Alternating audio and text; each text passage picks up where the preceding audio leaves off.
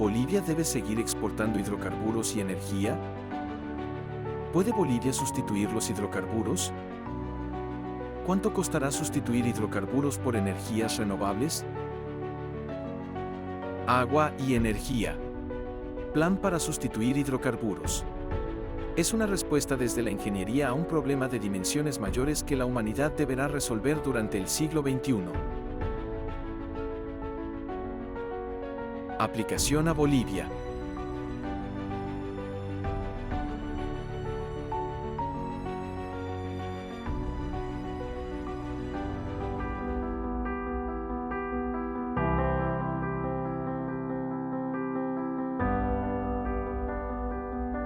Definida la estrategia de acción con claridad y todas las acciones que tienen que implementarse para dejar de depender de los hidrocarburos, en parte, una buena parte, hasta el 2060, ahora hay que responder una pregunta clave. ¿Cuánto costaría este proceso? Entonces hay que realizar una estimación de inversiones. Entonces el procedimiento que se ha seguido es un procedimiento de costos unitarios globales. Aquí es bueno mencionar, por un tema histórico, que este método también lo aplicamos hace muchos años atrás, cuando se llevó adelante la capitalización. Estamos hablando del año 1995, fue la época en que la solución a los problemas del país era entregar las empresas estatales, en particular ENDE, su infraestructura, sus líneas de transmisión y sus centrales de generación a empresas transnacionales. Entonces, en ese momento el planteamiento que se hizo fue, bueno, si todo esto vale 100 unidades, entonces que venga una empresa extranjera, que ponga 100 unidades, entonces se estaría capitalizando, no se estaría vendiendo, entonces la empresa valdría 200 unidades. La idea era duplicar el valor. Bueno, lo que sucedió fue que subvaluaron los hechos objetivos, subvaluaron y redujeron los precios, los activos a la mitad, de manera que el que vino duplicó el valor y terminaron comprando, y la capitalización terminó siendo una privatización convencional. Bueno, en esa época la pregunta fue cómo demostrar de que aquí había una privatización con activos valuados al 50% del valor. Entonces se utilizó el método de precios unitarios globales y funcionó extremadamente bien. Nos permitió levantar nuestra voz en un momento en que todo el mundo estaba alineado y aceptaba la capitalización sin lugar a discusión. Estamos hablando del 4 de julio de 1995. En ese momento Presencia, un periódico emblemático para el país, publicó nuestro artículo donde se demostraba que en realidad nunca hubo una capitalización, sino una privatización con activos valuados al 50%. Bueno, lo importante es que el método de los costos unitarios globales aplicado en ese momento funcionó extremadamente bien y hoy está siendo aplicado nuevamente con la finalidad de tener un orden de magnitud del nivel de inversiones requerido para dar el salto tecnológico, verificando si la economía del país puede tolerar un desafío de esa magnitud. Es decir, pasar a renovables, sustituir hidrocarburos, ¿cuánto va a costar? Entonces, ¿el país va a poder con ese desafío? ¿Está en condiciones de dar ese salto tecnológico? ¿De dónde va a salir el dinero? Son las preguntas que hay que responder de manera concreta para que todo este planteamiento esté sobre cimientos sólidos y no sea una propuesta etérea que al final quede absolutamente en nada. Entonces, los costos unitarios fueron definidos a partir de inversiones recientes hechas en el país y publicadas en las distintas páginas web de las instituciones estatales y cruzadas por valores de prensa, y además con el conocimiento que tenemos de años haciendo proyectos de ingeniería de magnitud. En el caso, por ejemplo, del aprovechamiento hidroeléctrico Ibirizu, está el embalse Cehuencas, la central de Cehuencas con 200 megavatios, con 3 turbinas hidráulicas Pelton y un salto bruto de 880 metros. A continuación, la central en Cascada Juntas, con 90 megavatios, redondeando números para no entrar en decimales, 2 turbinas hidráulicas Francis y un salto bruto de 326 metros. Bueno, y también el otro valor utilizado de este proyecto es la línea de transmisión Sehuencas-Santibáñez, 230 kilovoltios, 173 kilómetros, un poquito menos de 173 kilómetros. La otra alternativa estudiada fue el aprovechamiento hidroeléctrico Miguillas con la central Humapalca, 84 megavatios, la central en cascada Palillada de 119 megavatios y la línea de transmisión Humapalca 230 kilovoltios, 87 kilómetros. Las fotos son representativas, ¿no? Para que se ve, por ejemplo, los desniveles, las tuberías de presión, ¿no? Y sobre todo muestran el increíble potencial hidroeléctrico que tiene el país por su topografía, por su maravillosa topografía, por esa topografía de la cordillera de los Andes que es fantástica. Bueno, ¿cuáles son los valores? Entonces, si uno toma, por ejemplo, la hidroeléctrica de Sehuencas, su costo en bolivianos, 6,96 bolivianos por dólar, para que no quede duda de que el dólar fue el momento en el que se construyó, entonces arroja un valor de 2.076 dólares por kilovatio instalado, redondeado 2.100. Para Humapalca, que es una central de paso, ¿no? En cascada con palillada, el valor es de 2.216, 2.220. Entonces aquí viene la pregunta: ¿cómo puede ser de que Sehuencas, que tiene embalse y en cascada conjuntas, sea un poco más barata que Humapalca y en cascada con palillada, que son de paso? Bueno, dejando de lado especulaciones sobre la honestidad de la gente que le tocó jugar de ese lado y concentrándonos exclusivamente en los aspectos técnicos, que son los que nos interesan, ¿no? Aquí el tema central es que la estabilidad geotécnica en el caso de Miguillas parece ser que jugó un papel determinante para que el costo sea mayor. En el caso de Solar Uyuni sin baterías, el costo es de 1.170 y prácticamente 78 dólares por kilovatio pico, redondeado a 1.180. Solar Oruro sin baterías, el costo está un poco más barato, 860 dólares. Y Solar Puerto Rico con baterías, dato provisto por el ingeniero González, que está trabajando en este momento allá y que están instalando baterías.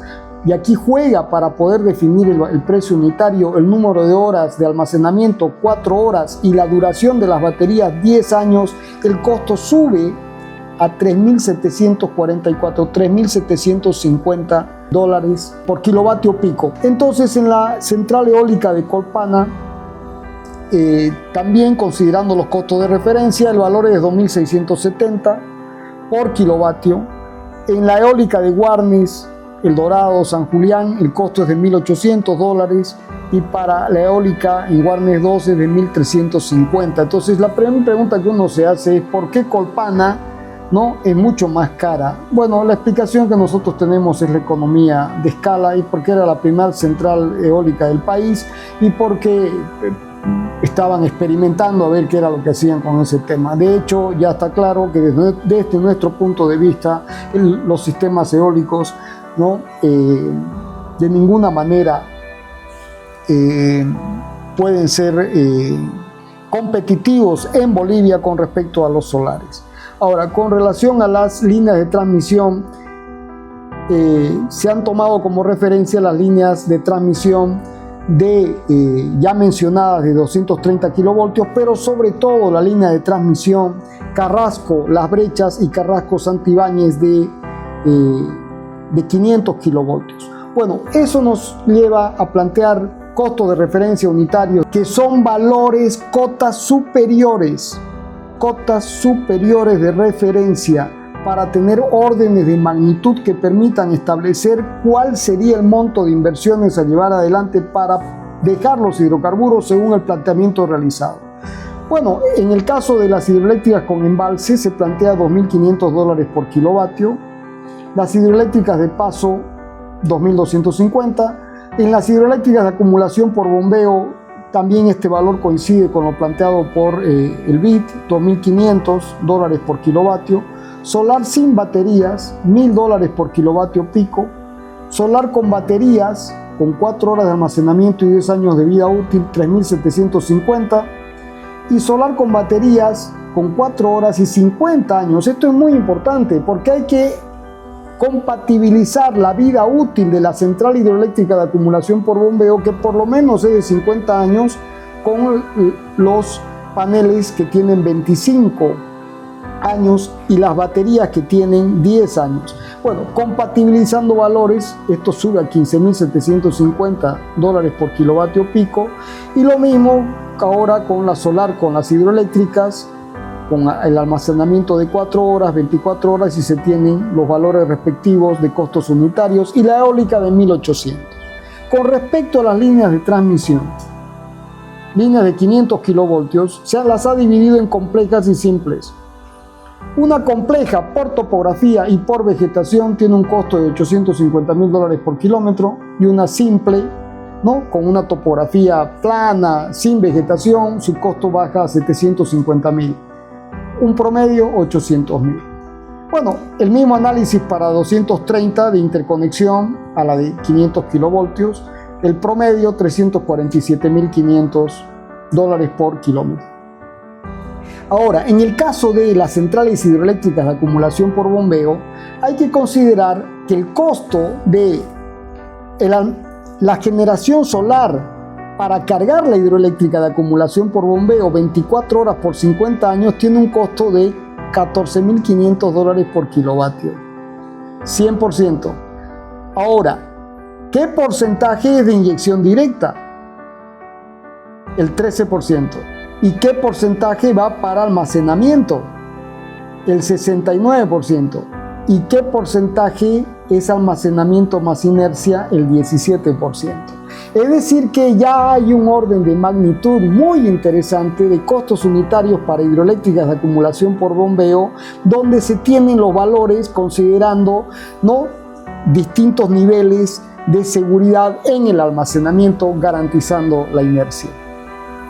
Ahora, con estos valores se han hecho dos estimaciones, ¿no?, para la proyección realizada al 2060, como se plantearon en los gráficos en las anteriores diapositivas, hidroeléctricas con embalse, ¿no?, el costo unitario por megavatio, 2,5 millones, por kilovatio, 2.500, hidroeléctrica de paso, solar de inyección directa, $1.000 por kilovatio, 1 millón por megavatio, hidroeléctricas de acumulación por bombeo, $2.500 o 2,5 millones, y solar para almacenamiento y las interconexiones con sus subestaciones de 500 kilovoltios. Es importante considerar que los valores de precios unitarios incluyen las subestaciones. Bueno, todo esto para las potencias requeridas da un total de $76.900 millones, ¿no? Y considerando un valor de redondeo de 100 millones, $77.000 millones de inversión, con un factor de planta de 1,89, o sea, una redundancia muy interesante, ¿no? Ahora, si uno considera que la potencia instalada en 35 años son 20 gigavatios, la inversión por año es de $2.200 millones.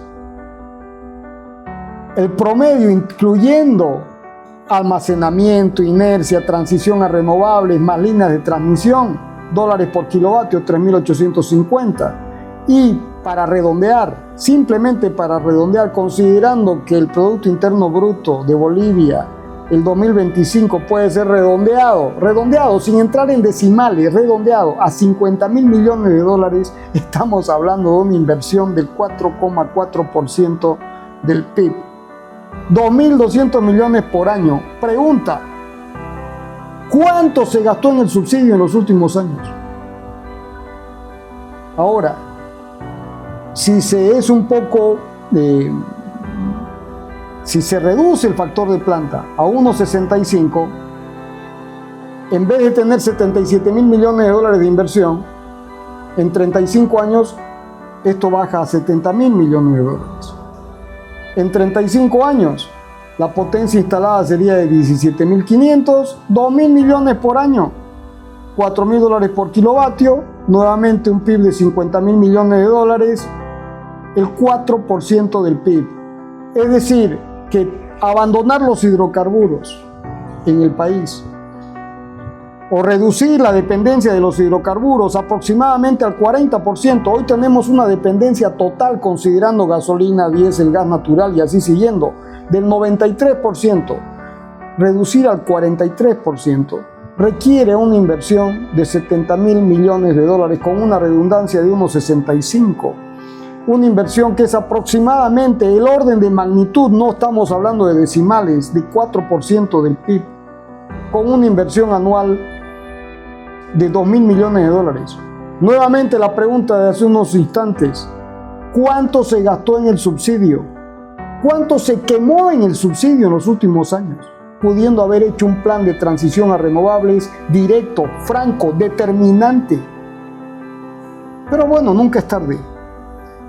Y de los errores se aprende, los errores se corrige, se aprende. El proceso es de mejora continua, de optimización. Si no, para que dicen que mal de muchos es consuelo de tontos, ¿no es cierto? Pensemos en lo que representa el cambio a renovables de Estados Unidos. Cuando salen de la Gran Depresión, una de las soluciones al problema fue la obra pública, el sistema de carreteras interestatales. Pensaron en ese momento que 100 o 120 o 150 años después, ese sistema de carreteras interestatales iba a depender de los hidrocarburos como depende hoy. Pensaron que iban a tener que hacer el esfuerzo que tienen que hacer ahora para dejar de depender de los hidrocarburos. Probablemente no. Nadie lo pensó, nadie en todo el mundo. De hecho, en muchos de los países del mundo se siguen construyendo carreteras a marchas forzadas, en muchos casos ni siquiera con pavimento rígido, sino con pavimento asfáltico, más hidrocarburos. Bueno, pero nunca es tarde. Nunca es tarde. Y aprender de los errores ajenos y de los errores propios tiene un valor mayor cuando se los corrige, cuando se va adelante con la certeza de que uno va corrigiendo, va mejorando, va optimizando. De eso se trata la vida. Bien, entonces ahora la pregunta es, ¿cómo fue la economía del pasado? La economía del pasado fue desde 1985 a 2025, fue una economía donde la infraestructura, el tema central era la infraestructura de exportación de gas, las plantas petroquímicas, la generación de energía con ciclos combinados, la importación de gasolina y diésel, el transporte público de pequeña escala con diésel y gasolina, red de carreteras con carpeta asfáltica sin control de cargas. La economía del futuro en base a renovables 2026-2060, generación de energías renovables con hidroeléctricas de acumulación por bombeo y líneas de transmisión, autogeneración solar en hogares, producción de etanol y biodiesel, transporte público troncal eléctrico sin baterías con trenes y trolebuses, red nacional de trenes eléctricos de carga y pasajeros y un corredor bioceánico ferroviario de integración eléctrico sin baterías. Son dos economías completamente distintas, diferentes, ¿no? 40 años que cumplieron su ciclo, ahora 35 años que tienen que tener una visión diferente, un paso adelante. No podemos seguir mirando el pasado o volver 20 años atrás. No, tenemos que evolucionar, tenemos que cambiar. Entonces, ese es el plan de largo plazo, pero de corto plazo, a corto plazo, ¿qué se puede hacer? Acciones inmediatas al 2030. Bueno, terminar Miguillas y Birisu es algo que está prácticamente en la recta final. Lo único que hay que hacer es hacerla funcionar y que inyecten en el sistema muy poco dinero adicional. Esto sí es importante. Tenemos espacio para incorporar por lo menos 1.200 megavatios pico en la zona de Uyuni y Oruro con energía solar. Y una interconexión de 500 kilovoltios de 788 kilómetros que una Uyuni con Oruro, con Santibáñez y con La Paz, porque Santibáñez, Carrasco, Las Brechas con Santa Cruz ya está terminado, y que esa red, esa línea de 500 kilovoltios funcione a máxima capacidad. Entonces, la potencia instalada en Bolivia en 2025 hoy tiene un 65% de dependencia de lo que son las termos con ciclos combinados, y podríamos pasar al 2030, ¿no?, a depender en un 21,77%. Un cambio radical. un cambio radical. Y que quede claro, no hay que perforar un solo pozo exploratorio, porque sabemos dónde está la energía solar. No hay que hacer ningún estudio adicional de hidroeléctricas, hay que hacer funcionar Miguillas y Birisu. Hay que empezar a construir la de solar de Uyuni y de Oruro mañana. ¿Se puede? ¿Cómo no se va a poder? Si ya tenemos la experiencia de Uyuni y de Oruro, ¿en cuánto tiempo pueden implementarse esos 1.200 megavatios? En 2 o 3 años están funcionando. Y la dependencia del gas se reduce sustancialmente. Y no hay que hacer inversiones adicionales. Por ejemplo, si se quisiera habilitar el campo Mayaya, ¿y cuánto tiempo va a tardar hasta que eso entre en operación? Y los gasoductos de interconexión y las plantas de preprocesamiento del gas. Aquí simplemente hay que hacer los proyectos de inmediato y hacerlo funcional. 1.200 megavatios pico en Oruro y hacer funcionar Miguillas e Ibirizu, que están en etapa de finalización. Conectarlas al sistema, y se requiere una interconexión adicional de 500 kilovoltios de 788 kilómetros para inyectar la energía. Entonces, en esas condiciones, hay que, en términos de interconexión, Uyuni, Punutuma, Potosí, Oruro, Santibáñez y luego Oruro, La Paz, es la línea de 500 kilovoltios adicional, porque Santibáñez, Carrasco, Las Brechas está terminada y todo esto tiene que funcionar. ¿Qué esfuerzo adicional hay que hacer para que esto marche? Mínimo. Por otro lado, la hidroeléctrica de Sehuencas Juntas prácticamente está terminada. El costo adicional es cero. La interconexión Sehuencas-Santibáñez está terminado. El costo adicional es cero. Tiene que funcionar. La hidroeléctrica de Miguillas-Humapalca, le hemos puesto la cantidad, 454 millones, porque no está terminada, pero está en la etapa de finalización. Y luego la interconexión Humapalca-Palca está terminada. Entonces, ¿qué queda? Solar en Uyuni, 1.200 millones, la interconexión Uyuni-Santibáñez, 549 kilómetros, y la interconexión Oruro-La Paz, 239. El total de inversión, 2.284 millones de dólares, 2.285. Y se reduce la dependencia termoeléctrica de 65% al 28%. Y aquí viene el desafío. ¿Qué alternativa petrolera puede mejorar esto? No existe. No existe. En los próximos 5 años, con una inversión de 2.285 millones de dólares, y que sean una realidad y que estén inyectando energía al sistema de manera segura, con renovables, con un costo del combustible que es el sol, costo del combustible cero del sol, ¿qué alternativa petrolera puede competir con esto? Ninguna. Ha llegado la hora de tomar decisiones estructurales. No podemos seguir de esta forma. Y tampoco podemos seguir pensando en que no nos estamos quedando sin gas. Lo mejor que le puede pasar al país es dejar de una vez por todas de depender de recursos no renovables.